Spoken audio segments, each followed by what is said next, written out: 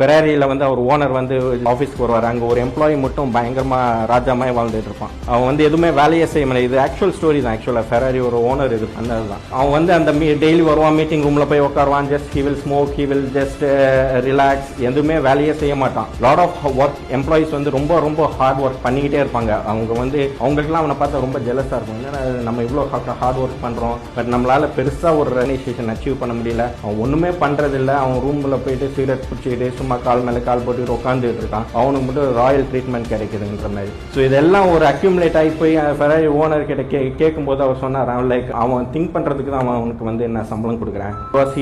He's a thought leader. அவன் think பண்ணி எனக்கு வந்து ஒரு $5 million வந்து ஒரு 2 years பேக் வந்து அவன் இது பண்ணான். ஸோ நிறைய பேர் ஒர்க் பண்ணுவாங்க ஹார்டா. ஒரு 60 பேர் நம்ம இருக்கோம், ஒரு 50 பேர் ஹார்ட் ஒர்க் பண்ணிட்டு இருப்பாங்க. அவங்க ஒரு பேர்ஸ்ல ஆயிருப்பாங்க. பட் ஆனால் வி ஷுட் ஆல்வேஸ் லைக் அந்த தாட் ப்ராசஸ் திங்கிங் ஹேட் இருந்தால் தான் யூ கேன் பி மோர். அவனை சம்பளம் கொடுத்து வச்சிருக்கிறது just to think and innovate. So let's all think, let's all set the mindset and let's all innovate. Thank you.